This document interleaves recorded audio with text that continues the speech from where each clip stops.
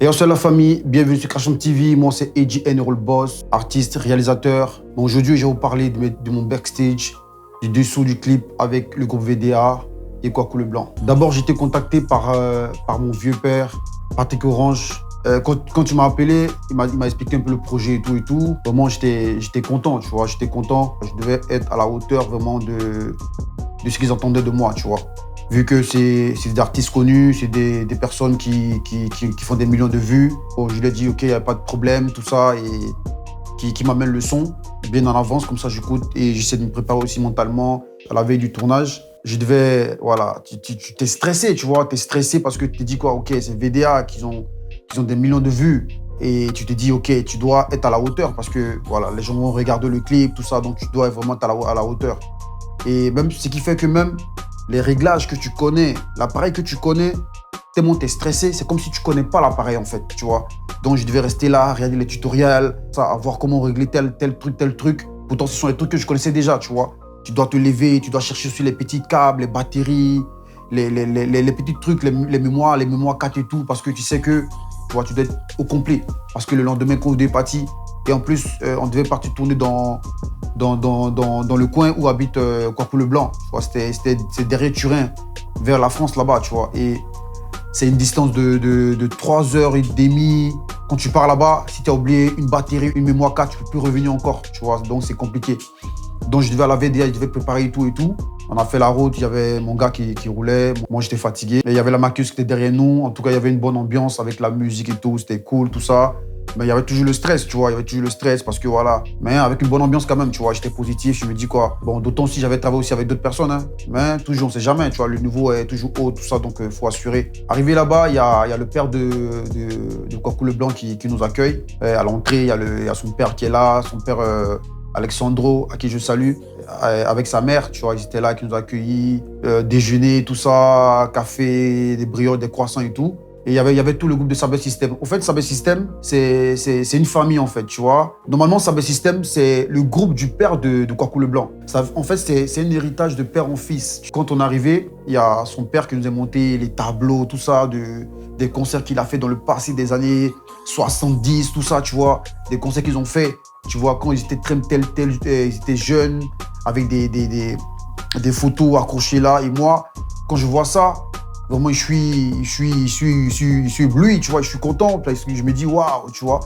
Et je sors mon iPhone, je commence à filmer les tableaux et tout. Et j'ai demandé aussi à voir la maison parce qu'on devait tourner chez Kwaku le Blanc, tu vois. Et j'ai demandé à voir la maison histoire d'inspecter un peu le coin, de faire des repérages, de voir où je peux tourner et tout. Et voilà, parce que là, son père me montre un peu la maison. Il y a un grand domaine, hein. C'est une grande maison, une grande villa. Et il me montre la maison, comment je prends toujours mon iPhone. Je fais les photos pour enregistrer un peu, pour voir un peu comment on voit dans l'image, tu vois, parce que c'est important. Avoir toujours son téléphone pour voir un peu comment tu regardes l'image, tu vois. Et je crois qu'il était midi, 11h midi comme ça, tu vois, et les artistes sont pas revenus. Ils n'étaient pas là. On est rentré dans le studio de Kwaku le Blanc. Là, je devais brancher les lumières, je devais, comment on appelle ça, régler l'appareil, mettre ma caméra sur un stabilisateur. Et j'ai tourné avec une GA5, avec un speed booster de 0,71, avec une Sigma de 1835. J'ai tourné et pour ceux qui sont dans la vidéo, ils savent, c'est pas le top des tops, mais en tout cas, ils gèrent, tu vois, ils gèrent. Et vu que ma caméra, mon objectif est tellement grand, donc c'était un peu compliqué. Donc ça devait prendre même 30 minutes pour pouvoir stabiliser ça. Et là, j'ai vu, il y avait Jim qui est rentré en premier. Et il y avait Pitch aussi qui est arrivé. Et vu qu'il n'y avait pas le temps, j'ai demandé à la maquilleuse de commencer déjà à maquiller les artistes. Et tout. Et il y avait, après le maquillage, il y avait Jim qui a voulu me parler pour m'expliquer un peu l'esprit qu'il voulait, ce qu'il voulait et tout. J'ai pris le temps de l'écouter. Et à la fin, j'ai vu qu'on avait les mêmes idées. Lors du tournage, vraiment, c'était hyper cool. C'est ça aussi le travail. Quand tu fais des clips, à part le professionnalisme, c'est mieux aussi de mettre un esprit aussi de famille, tu vois. Parce que quand c'est trop stressant, les gars sont pas à l'aise. Moi, personnellement, je ne travaille pas comme ça. Quand c'est trop stressant, c'est pas bien, tu vois. Les artistes étaient cool, on a travaillé comme il se doit. On a bossé, après on devait improviser une espèce de scène, tout ça, avec les lumières. Vous voyez les lumières qui sont derrière là.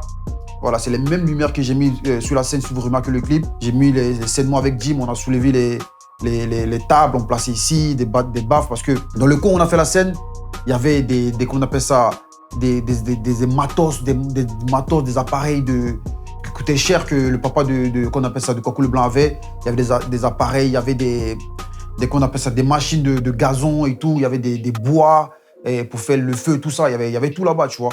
Donc, on devait improviser une scène là-bas et tout. Et voilà, on a tourné là-bas. Après, on devait tourner aussi la nuit. Tu vois. Là, il faisait tellement froid. Il y avait une ville là, on devait partir là pour faire un tournage. La partie où vous voyez, il y a la lumière juste en haut là. Voilà, on devait tourner là-bas aussi. Et il faisait tellement froid.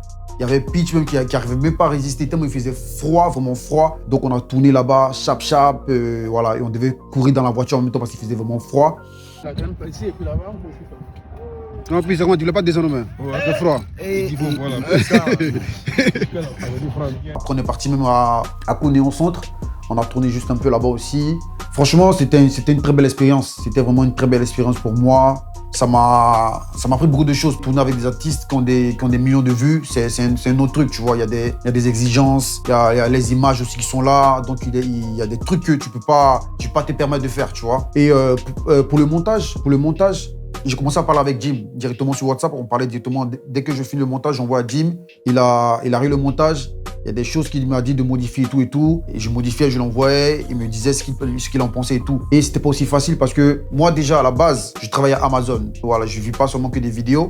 Ou je ne vis pas seulement de la musique. Je ne vis pas seulement de mon studio. Je travaille aussi pour pouvoir arriver à mes fins de mois et tout. Et donc, moi, le matin, très tôt le matin, je suis parti. Je rentre à 18h30, 20h comme ça. Je suis pas tout devant l'ordinateur. Donc, quand souvent... Le matin, j'écris à Jim ne peut pas répondre rapidement. Quand j'arrive le soir, peut-être il est occupé là-bas, il est en train de faire ses trucs. Il me répond dès le matin. Donc, c'était un peu difficile aussi de pouvoir causer avec lui. Mais on essayait quand même de trouver des jours où on parlait, on parlait, on essayait de monter le truc ensemble. Vraiment, c'était bien et c'était une très belle expérience pour moi. Ça m'a donné une visibilité, ça m'a donné une connaissance. Et je tenais à dire vraiment un grand merci à Patrick Orange qui m'a donné cette opportunité-là parce que c'est pas donné à tout le monde. Et on se connaît en Italie, si on se connaît comment ça fonctionne, tu vois. Il y a cette envie-là de ne pas voir l'autre évoluer, tu vois. Il a laissé tout ça, il a dit « Ah, on va te donner cette opportunité-là, tu vois. » Et vraiment, je dis merci, vraiment merci à Patrick Orange pour cette opportunité-là. Je tenais à dire merci à ceux qui ont eu cette réaction. Et laisse-moi un commentaire si tu as vu le clip, si tu n'as pas vu le clip, va voir et laisse-moi un commentaire, dis-moi ce que tu en penses. Si tu as aimé, si tu n'as pas aimé. Si tu n'as pas aimé, qu'est-ce que tu n'as pas aimé. Dis-moi, laisse ton commentaire, comme ça je prends le soin de lire vos commentaires. Et ça me permettra aussi d'évoluer, de grandir, d'avoir plus d'expérience. Et la famille en ensemble. N'oubliez pas de partager, n'oubliez pas de vous abonner. En ensemble, la famille. Edgy N le boss. Ciao, ciao.